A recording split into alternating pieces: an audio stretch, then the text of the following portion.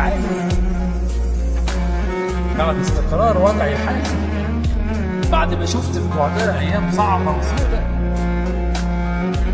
بعد ما سبت اصحابي وقضيت شهر في اوضه، رحت لنفساني وراح كاتب ورطه برشام، سمعت اغاني حزينه تكفي سنتين قدام.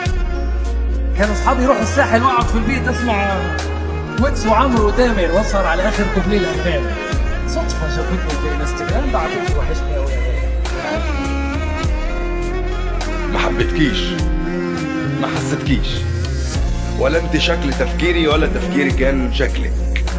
زمان قلت اني حبيتك ولو قربت مش هاكلك، وعدى الوقت خلاني احسك تاني شيء عادي.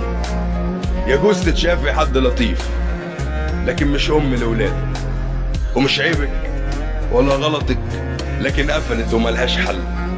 هترضي تعيشي مع واحد بقلبه وقلبه منك مل، وحتى لو انت قبلاها وهتعديها علشاني فانا عمري ما هقبلها واعيش مع واحده اللي بتتذل.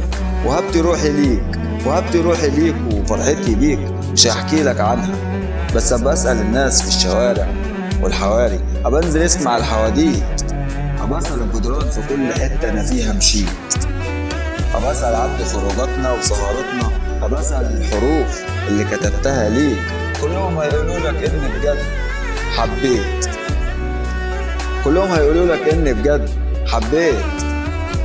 ده انا كنت شايفك، ده انا كنت شايفك في حياتي نعمة، انا كنت شايفك هدية كبيرة من ربي عليا.